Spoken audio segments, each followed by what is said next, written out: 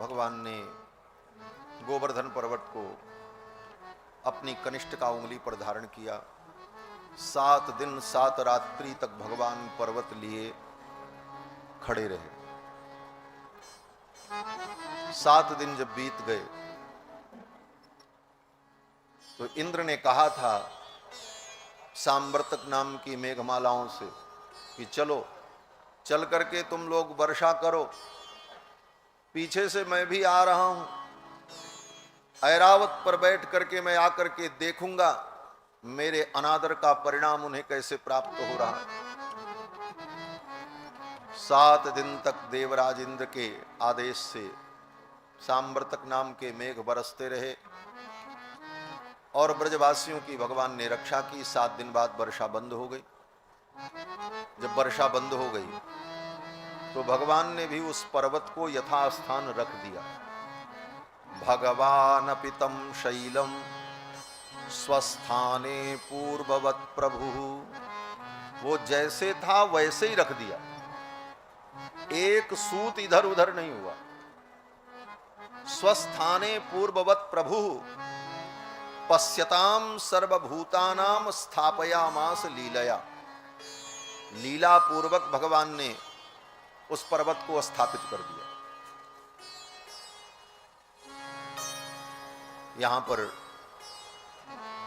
वेदव्यास जी ने कृष्ण, गोपाल, गोविंद इन संबोधनों को न कहकर सीधे सीधे भगवान शब्द का प्रयोग किया। भगवान पितम शैलम, भगवान ने। क्यों? बोले भगवान शब्द के द्वारा परमात्मा के षडैश्वर्य का संकेत वेदव्यास जी करते। भगवान किसे कहते हैं? तो भगवान शब्द की व्याख्या पराशर महर्षि ने विष्णु पुराण में की। पराशर महर्षि कहते हैं कि ज्ञान, शक्ति, बल, ऐश्वर्य और वीर्य, ये 6 गुण जिसके अंदर अशेष रूप से विद्यमान हो उसे भगवान कहते हैं। ज्ञान शक्ति बल ऐश्वर्य वीर्य तेजाम सशेषतः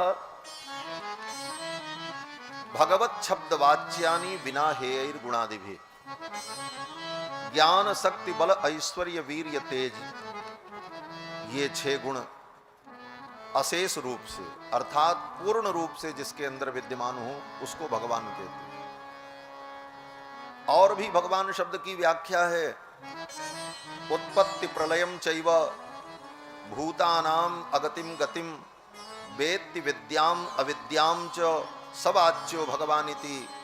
जो उत्पत्ति प्रलय और समस्त प्राणियों की गति अगति को, उनके कर्म को, उनके कर्म के फल को जानता है और उसका नियमन करता है, उसको भगवान कहते हैं।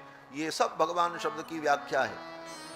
परंतु प्रधान व्याख्या जो भगवान शब्द की है वो यही है कि 6 ऐश्वर्य जिसके अंदर हो उसको भगवान के। ज्ञान पहला ऐश्वर्य। कितना ज्ञान है भगवान में? बोले उसका एक उदाहरण। भगवान ने अर्जुन को गीता का उपदेश किया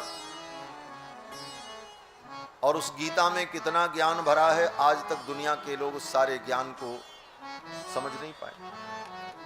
शक्ति, बोले भगवान में कितनी शक्ति है? बोले 6 दिन के कन्हैया ने 6 कोस लंबी चौड़ी पूतना को दूध पीते पीते मार डाला। बल, बोले बल का उदाहरण गोवर्धन पर्वत को धारण करना। 7 वर्ष के कन्हैया ने 7 कोस लंबे चौड़े गोवर्धन पर्वत को अपनी कनिष्ठ का उंगली पर धारण कर। ज्ञान शक्ति बल और ऐश्वर्य भगवान का कितना है? बोले संकल्प मात्र से रातों रात समुद्र के अंदर 12 योजन लंबी चौड़ी स्वर्णमयी द्वारिकापुरी का निर्माण कर दिया। ये भगवान का ऐश्वर्य। और वीर्य, बोले वीर्य माने पराक्रम। भगवान का पराक्रम क्या है? बोले चार चार राष्ट्र की सेना रुक्मिणी के सुरक्षा के लिए लगाई गई। शिशुपाल की सेना, रुक्मी की सेना, जरासंध की सेना और दुर्योधन की सेना। और इसके बाद भी चार राष्ट्र की सेनाओं के द्वारा सुरक्षित रुक्मिणी को लेने के लिए भगवान जब गए, हरण करने के लिए, तो एक भी सिपाही साथ में लेकर के नहीं गए, अकेले गए भगवान। ये भगवान का वीर्य, पराक्रम। शत्रुओं के दल में निर्भय होकर के प्रवेश करना, यही वीर्य। विरोधियों के बीच में निर्भय होकर के प्रवेश करना, ये भगवान का वीर्य। और तेज, बोले भगवान का तेज कितना? बोले सबसे ज्यादा तेज किसमें है? बोले अग्नि में। अग्नि तेज तत्व ही है। पृथ्वी, जल, तेज, वायु, आकाश, 5 तत्वों में अग्नि तत्व तेज तत्व। और उस अग्नि को भगवान कृष्णावतार में पानी के समान पी जाते हैं। कल की कथा में आपने सुना, वृंदावन में दावाग्नि लगी तो भगवान ने मुख खोला और संपूर्ण अग्नि को अपने अंदर समाहित कर लिया। तेज तत्व को ही जो पानी के समान पी जाए, उसके तेज का क्या वर्णन किया जा सकता है। इसलिए अशेष रूप से तेज भी भगवान में ही विद्यमान। तो ज्ञान, शक्ति, बल, ऐश्वर्य, वीर्य, तेज, ये 6 गुण भगवान में अशेष रूप से विद्यमान हैं। इसलिए कृष्णस्तु भगवान स्वयं। और इसीलिए श्रीमद् भागवत महापुराण में जहां कहीं उवाच आता है, सुखदेव जी का नाम आता है तो श्री शुक उवाच। गोपियां बोलती हैं तो गोप्यः ऊचुः, सूत जी बोलते हैं तो सूत उवाच, और शौनक जी बोलते हैं तो शौनक उवाच। लेकिन जहां कहीं भी श्री कृष्ण कुछ बोलते हैं अथवा भगवान नारायण बोलते हैं अथवा श्री हरि बोलते हैं, तो श्री हरि, श्री नारायण, श्री कृष्ण उवाच ऐसा वेदव्यास जी नहीं लिखते। वेदव्यास जी सर्वत्र ही लिखते हैं श्री भगवान उवाच, श्री भगवान उवाच। भगवान शब्द मूल रूप से भगवान के लिए ही प्रयुक्त होता है। अन्यत्र भगवान शब्द का जो प्रयोग है वो औपचारिक है। पराशर महर्षि कहते हैं तत्र पूज्य पदार्थोक्ति ही परिभाषा समन्वितः। भगवान शब्द की परिभाषा और उस परिभाषा से समन्वित भगवान ही। अन्यत्र, बोले अन्यत्र ह्युपचारतः। अन्यत्र भगवान शब्द का जो प्रयोग होता है वो उपचार वृत्ति से होता है, लाक्षणिक प्रयोग होता है। जैसे कोई श्रेष्ठ व्यक्ति भी आ जाए, कोई आदरणीय व्यक्ति आ जाता है, तो हम लोग उसको भी कहते हैं आइए भगवन, आपका स्वागत है, भगवन पधारिए, भगवन कब पधारे। तो ये भगवान शब्द, भगवन शब्द अन्यत्र जहां कहीं भी प्रयोग होता है वह औपचारिक प्रयोग है, फॉर्मेलिटी में। यथार्थ प्रयोग तो भगवान के लिए ही है। तो सुखदेव जी कहते हैं कि भगवान अपितम शैलम स्वस्थाने पूर्ववत प्रभु। पूर्ववत भगवान ने पर्वत को यथास्थान रख दिया। इंद्र आए। इंद्र को जब सब पता चला तो इंद्र को बड़ी लज्जा हुई, पश्चाताप हुआ, मैंने भगवान की लीला में विघ्न किया। अब इंद्र सोचने लगे मौका मिल जाए तो मैं भगवान के सन्निकट जाकर के क्षमा मांग लूं। लेकिन देवताओं के राजा हैं, थोड़ा गर्व तो है ही। इसलिए देवराज इंद्र को लगने लगा कि सबके सामने अगर मैं भगवान से क्षमा मांगने जाऊंगा और कहीं भगवान नाराज हो गए और सबके बीच में हमको डांटने लगे, तब तो हमारी फजीहत हो जाएगी। इसलिए इंद्र ने सोचा कि एकांत में भगवान मिल जाएं तो मैं जाऊं और जाकर के मत्था टेक दूं। एकांत की तलाश कर रहे थे इंद्र और मौका मिल गया। विविक्त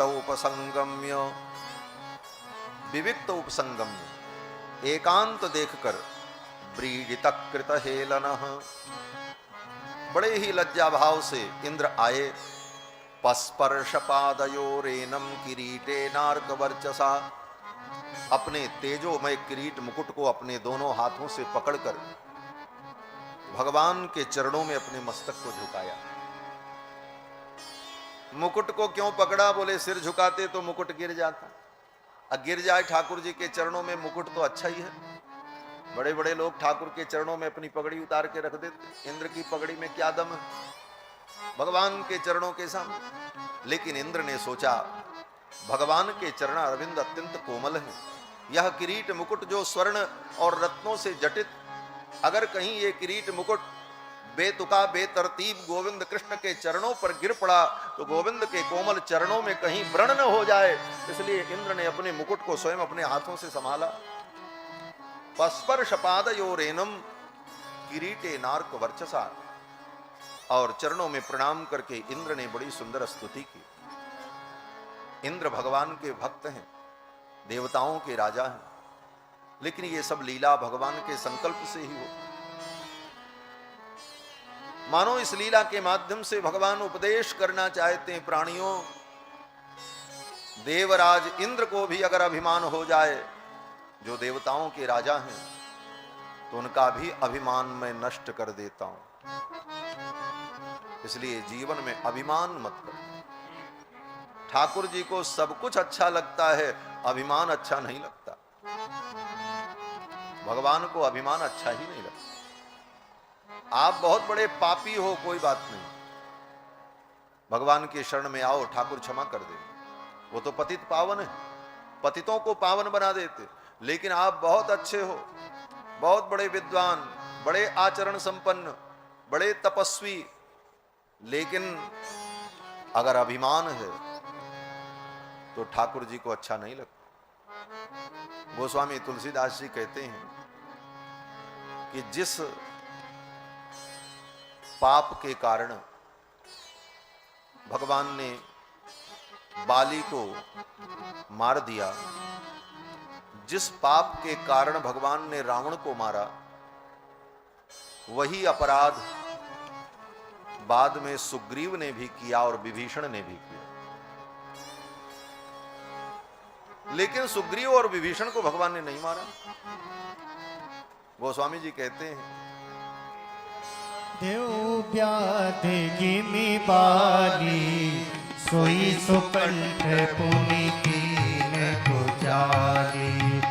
यही अकबर देव ब्याध गिमी बाली सोई सुकंठ पुनि कीन पुजारी।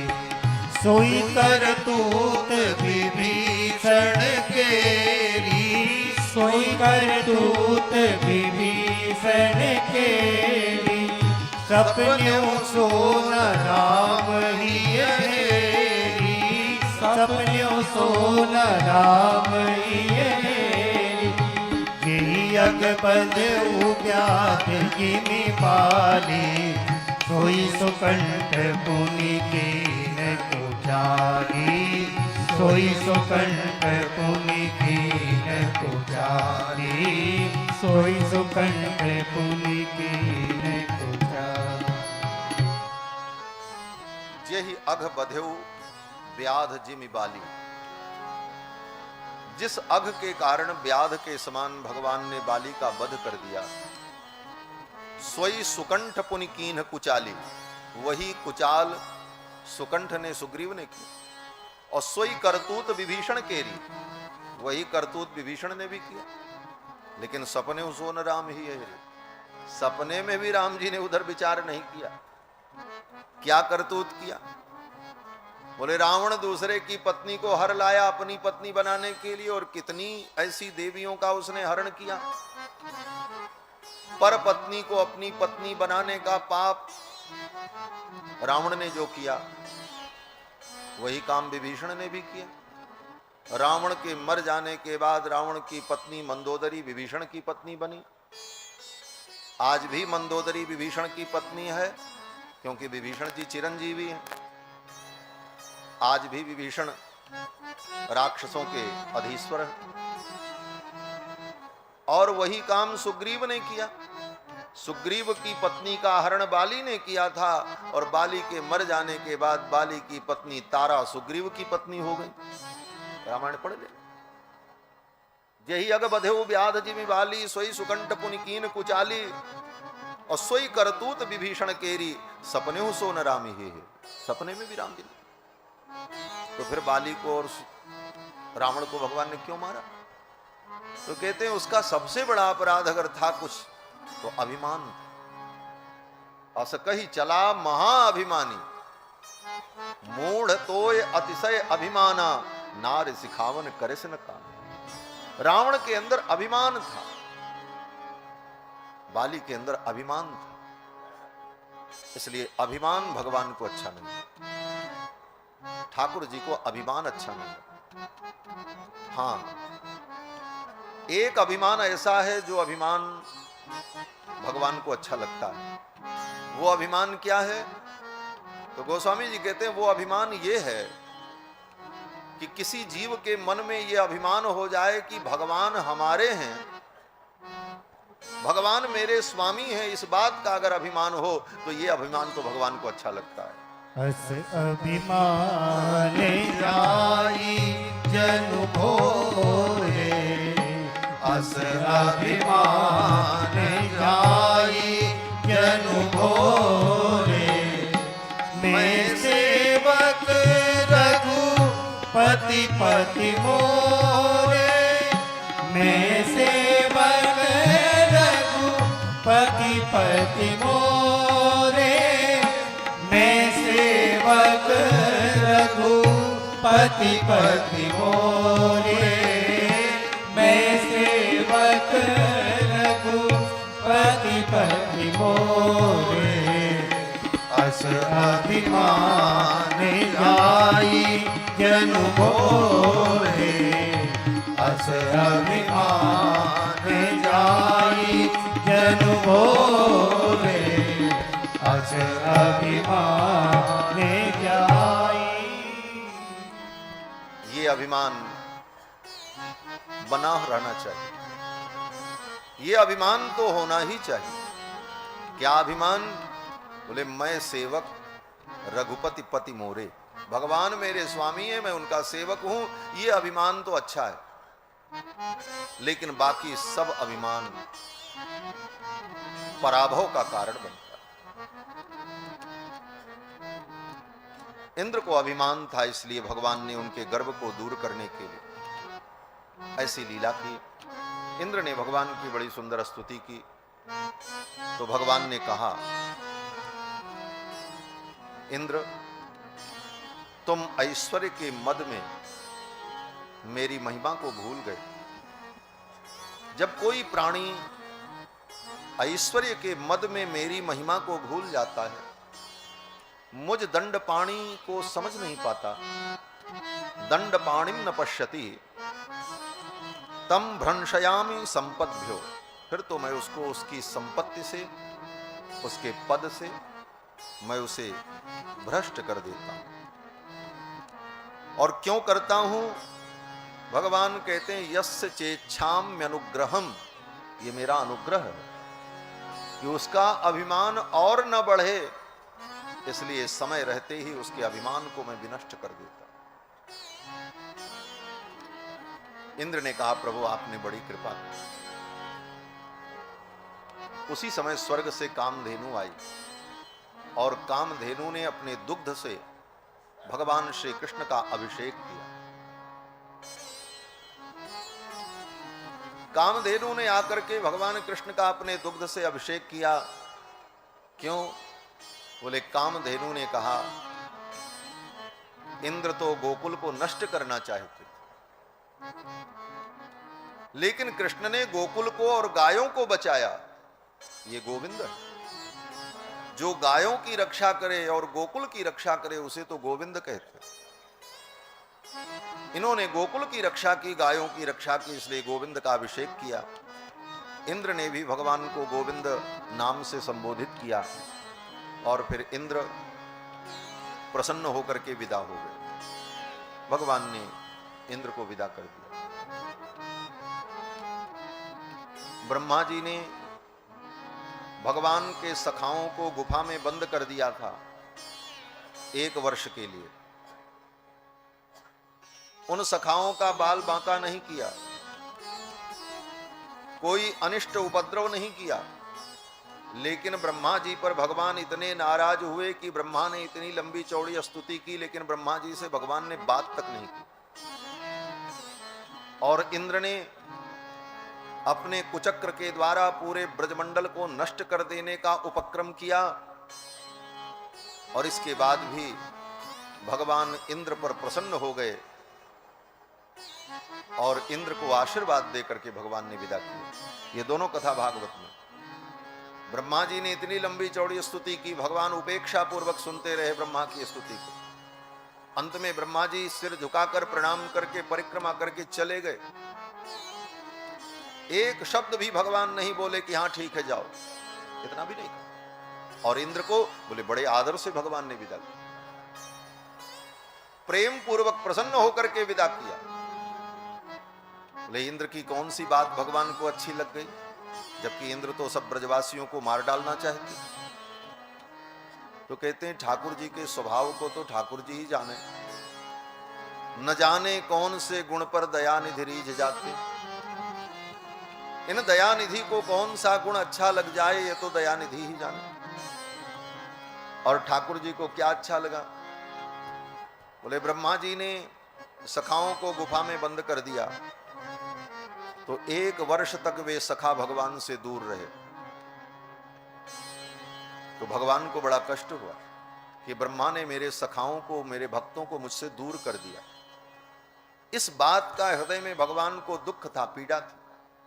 लेकिन जब इंद्र ने वर्षा प्रारंभ की तो ब्रज के सभी गोप ग्वाल बाल, गाय बछड़े, गोपियां 7 दिन 7 रात्रि तक भगवान के सन्निकट ही रहे।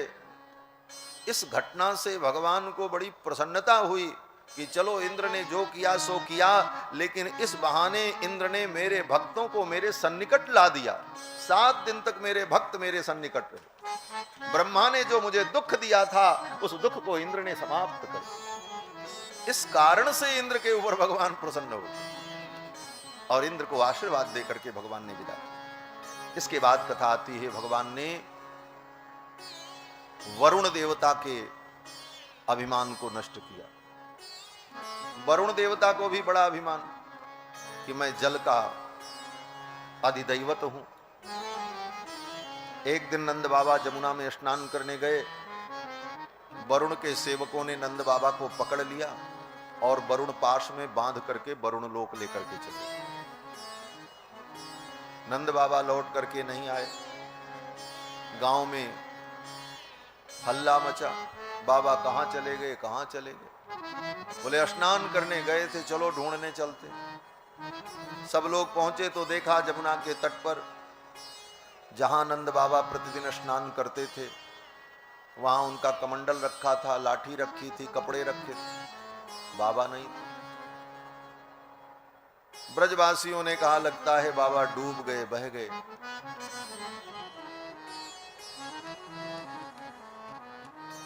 और वरुण देवता के सेवकों ने नंद बाबा को पकड़ा क्यों था?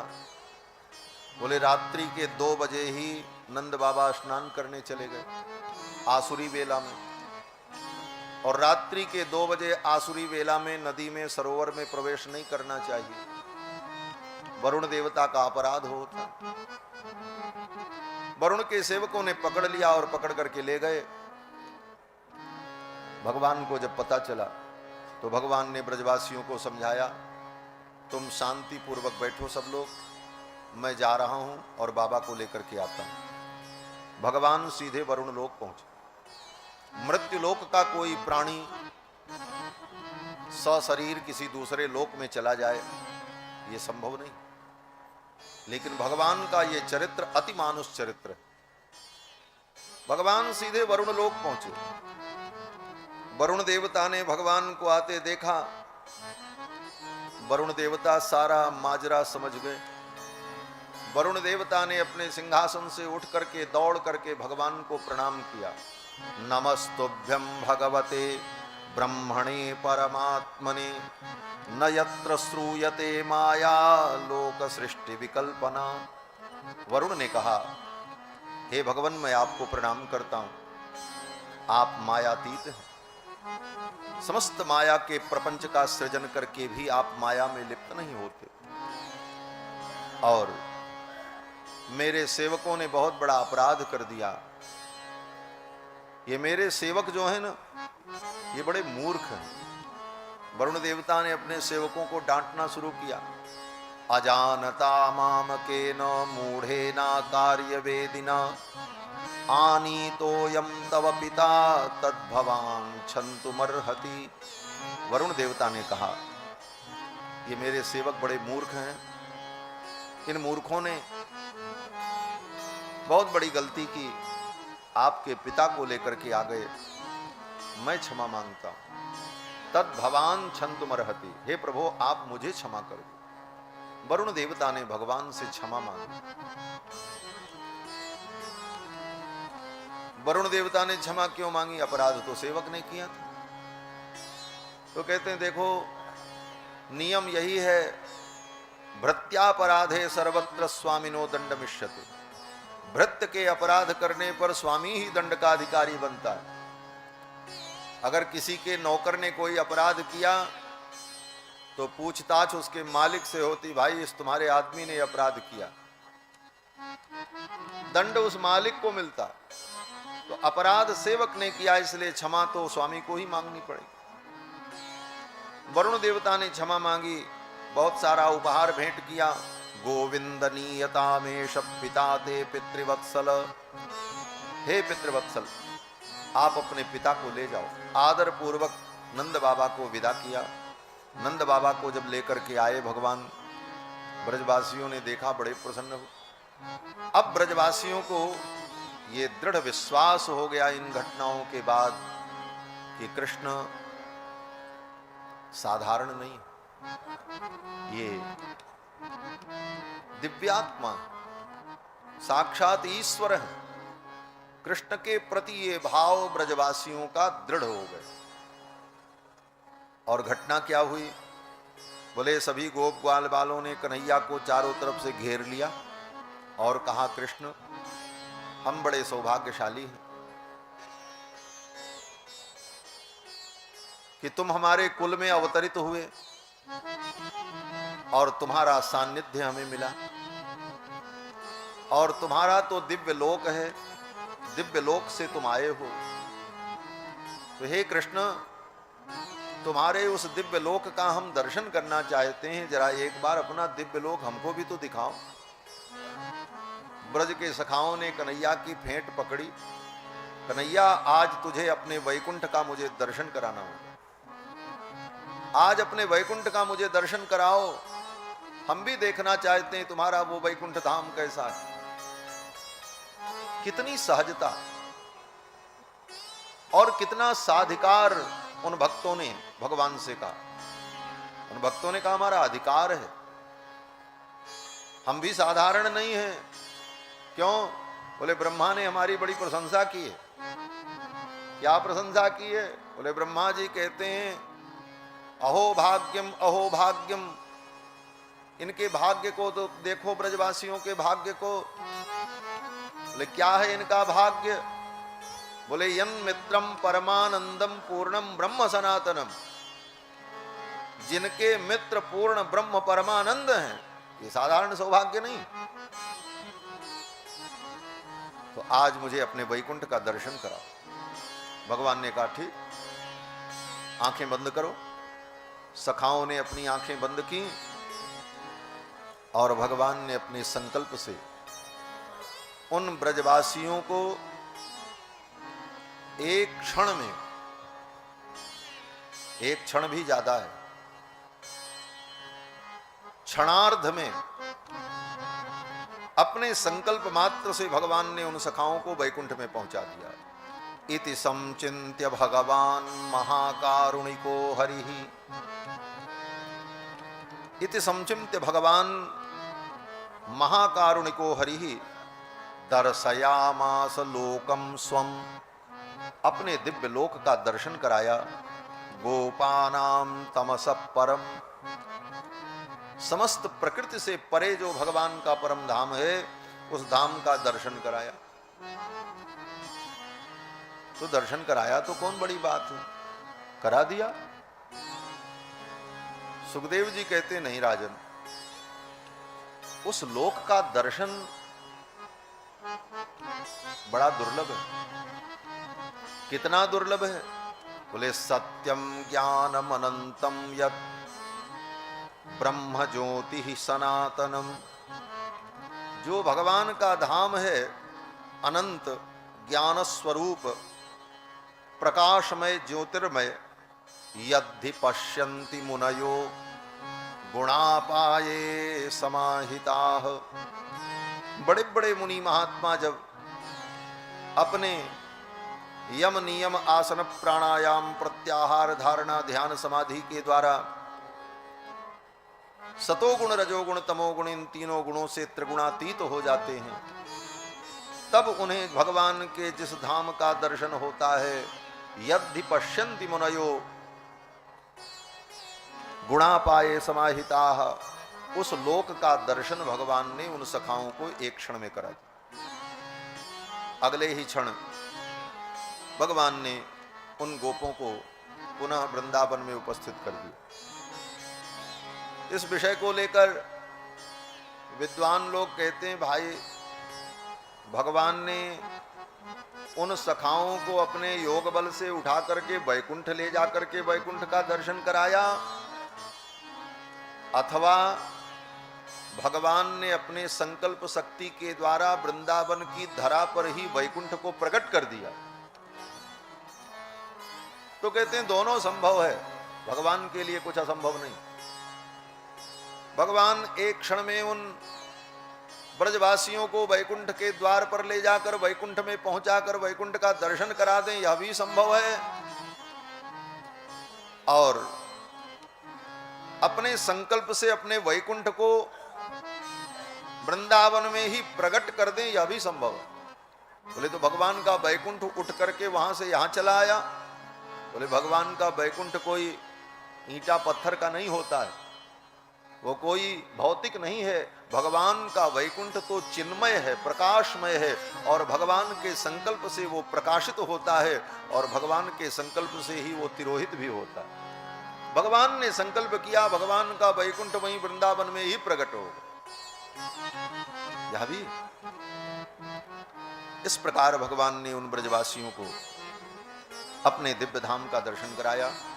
इसके बाद कथा आती है, भगवान ने रास लीला के माध्यम से कामदेव के मान का मर्दन।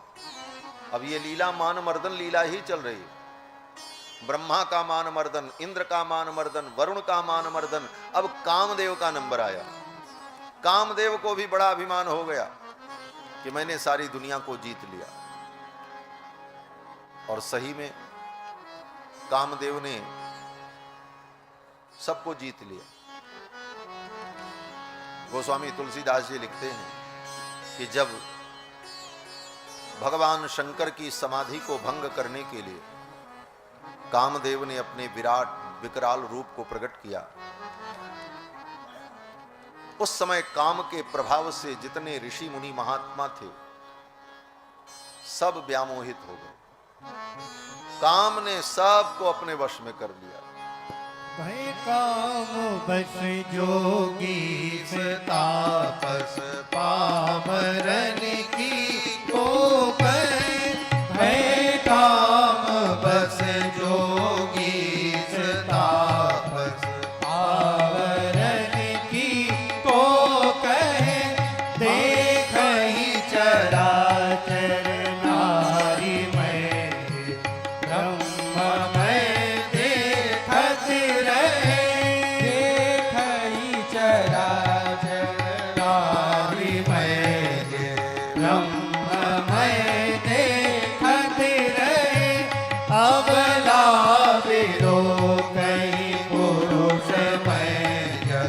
पुरुष सब अवलामय अवला दिलो कहीं पुरुष मय पुरुष सब अवलामय द्विदंड परिब्रह्मांड भीतर काम कृत कौतुक अयं द्विदंड परिब्रह्मांड भीतर काम कृत कौतुक अयं मैं काम बस मैं काम बस मैं काम बस भय काम बस जोगी स तापस। बड़े बड़े जोगी तपस्वी काम के वश में। पामरन की को कहे, पामर प्राणी की क्या बात है।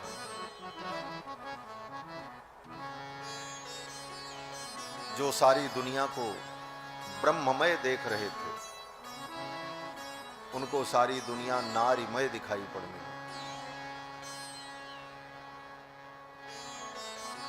और काम के इस प्रचंड प्रभाव से कोई बचा नहीं। धरे न काहू धीर सबके मन मनसिज हरे। लेकिन ऐसा हो जाए तो फिर तो महा अनर्थ हो जाए। कोई तो बचा होगा। बोले हां, कुछ लोग बचे केवल बस। कौन बचे? बोले जे राखे रघुवीर। जिसको भगवान ने बचाया वो बचे। जे राखे रघुवीर ते उबरे ते ही काल मह। उस काल में भगवान ने जिसको बचाया वो बचा। इसलिए काम पर, क्रोध पर, लोभ पर हमने विजय प्राप्त कर लिया, यह अभिमान कभी नहीं करना चाहिए। भगवान की कृपा से ही काम, क्रोध, लोभ पर कोई विजय प्राप्त कर सकता है। इसलिए भक्त कभी काम, क्रोध, लोभ के विजय का भी अभिमान अपने जीवन में नहीं रखता। जे राखे रघुवीर ते उबरे ते ही काल में। रघुनाथ जी ने जिनको बचाया वो बचे, अन्यथा कोई नहीं बच सकता। कामदेव को बड़ा गर्व हो गया। नारद जी ने कामदेव को भेज दिया, बोले जाओ, तुम्हें बड़ा गर्व है कि सबको मैंने जीत लिया, लेकिन तुम्हारा गर्व तो तब चूर होगा जब नंद नंदन यशोदानंदन कृष्ण से तुम्हारी मुलाकात हो। बोले ये कौन है? नारद जी ने कहा जाकर के मिलो तो पता ही चल जाएगा कौन। कामदेव ने कहा बड़े बड़े ऋषि मुनि महात्मा तो मेरे प्रभाव से बचे ही नहीं। वो 10 वर्ष का बालक मेरा क्या कर पाएगा? नारद जी ने कहा जाओ। नारद जी ने भेज दिया। कामदेव ने आकर के भगवान से कहा मैं तुमसे द्वंद्व युद्ध करना चाहता हूं। भगवान ने कहा ठीक है, हमारी तुम्हारी प्रतिस्पर्धा होगी। कौन विजयी होता है ये देखा जाएगा। बोले ये कब होगा? तो भगवान ने कहा शरद पूर्णिमा की रात्रि में जमुना के तट पर वंशी बट पर हजारों हजारों गोपियों के मध्य में मैं एकमात्र पुरुष रहूंगा। उस समय तुम अपनी पूरी तैयारी से आ जाना। कामदेव को भगवान ने निमंत्रण दे दिया और कामदेव के अभिमान को नष्ट करने के लिए ही भगवान ने रास लीला की। 5 अध्याय में सुखदेव जी ने राजा परीक्षित को रास लीला का वर्णन करके सुनाया। इसका नाम रास पंचाध्यायी है, भगवान कृष्ण की रास लीला। ये कोई काम लीला नहीं है, अपितु काम विजय लीला है।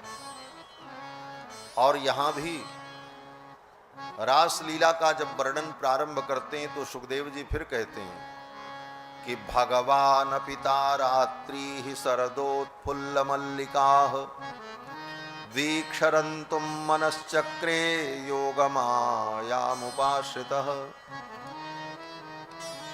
ये भगवान की लीला है। किसी अरे गहरे नत्थु खैरे की लीला नहीं। षडैश्वर्य संपन्न,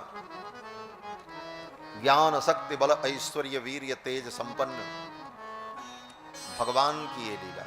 भगवान अपि, ऐसे भगवान ने भी उस शरद पूर्णिमा की रात्रि में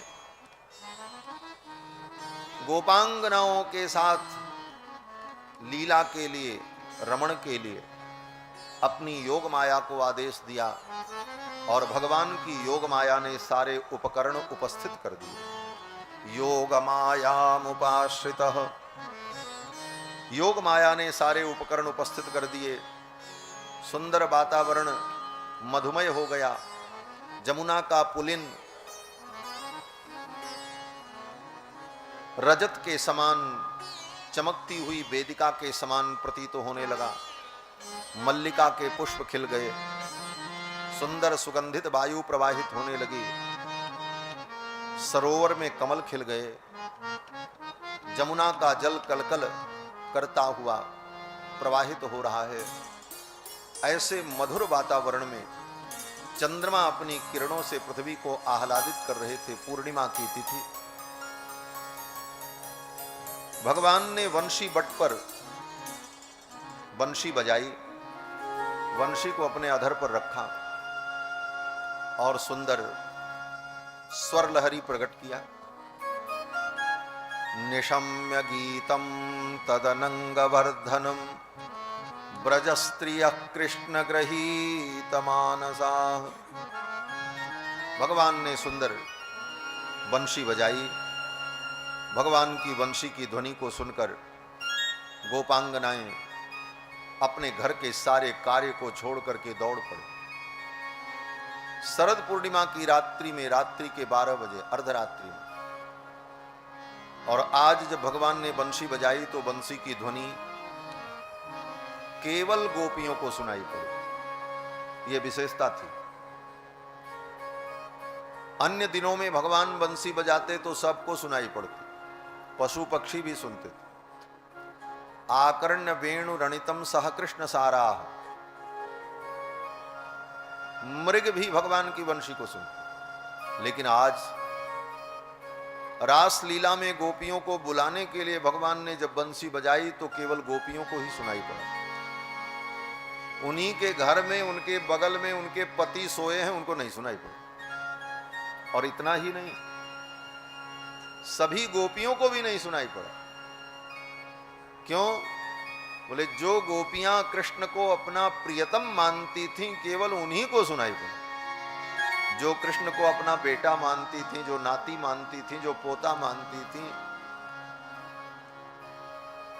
जिनका वात्सल्यमय भाव कृष्ण के प्रति था, उनको बंशी की ध्वनि नहीं सुनाई पड़ी। केवल उन्हीं गोपियों को सुनाई पड़ी जो कृष्ण को प्रियतम के रूप में अनुभव करती। निशम्य गीतम तदनंग वर्धनम, उस गीत को निशम्य सुना। किसने सुना? ब्रज स्त्रियः, ब्रज की स्त्रियों ने। बोले सभी स्त्रियों ने? सुखदेव जी कहते हैं नहीं नहीं, कृष्ण ग्रहीत मानसा, कृष्ण में जिनका मन अनुरक्त था उन्हीं गोपियों ने केवल सुना, बस। और सुनने का परिणाम यह हुआ कि वो अपने घर के कार्य को छोड़ करके दौड़ पड़े। अर्धरात्रि में अपने अपने घर से निकल करके चल पड़े गोविंद कृष्ण की ओर। और जब चली तो जो जैसे थी वैसे ही चल पड़ी।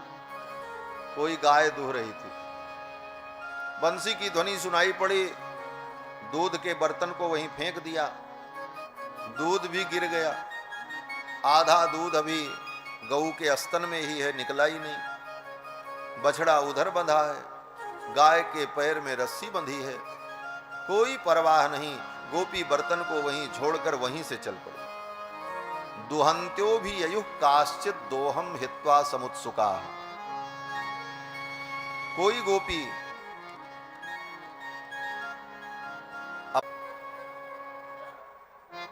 तो उन गोपियों को ऐसी दिव्यता की प्राप्ति कैसे हो गई? तो सुखदेव जी ने कहा, राजन, भगवान से किसी भी प्रकार से व्यक्ति जुड़कर तन्मय हो जाए, अपने मन को भगवान में लगा दे, चाहे काम से, चाहे क्रोध से, चाहे लोभ से, तो भगवान में मन लगाने का यही फल है कि यस्य स्मरण मात्रेण जन्म संसार बंधनात्, उसके सारे बंधन टूट जाते।